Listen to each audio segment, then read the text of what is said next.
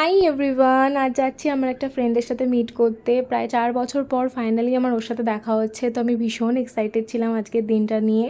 তো যার সাথে দেখা করলাম তাকে আমি শেয়ার করতে পারছি না, কারণ সে ভীষণ ক্যামেরা শাই।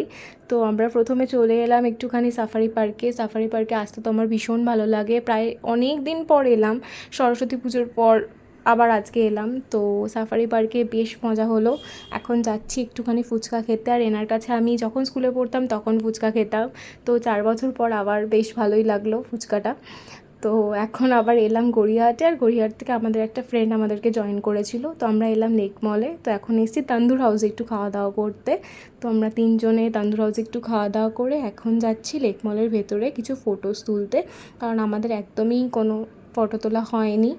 তো আমরা কিছু পিকচার ক্লিক করলাম আর এখন যাচ্ছি গড়িয়াহাট। আজকে গড়িয়াহাট আর লেক মল এই করতে করতেই অনেক টাইম চলে গেছে আমার। তো গড়িয়াহাটে যাওয়ার কারণ হচ্ছে পুজো আসছে, কিছু শপিং তো করবই, বাট সেরকম কিছু পছন্দ হয়নি। তো এখন যাচ্ছি বাড়িতে, আর অনেক লেট হয়ে গিয়েছিল, অটো পাচ্ছিলাম না। তো লাস্টে একটা অটো পেলাম। So that's it, by.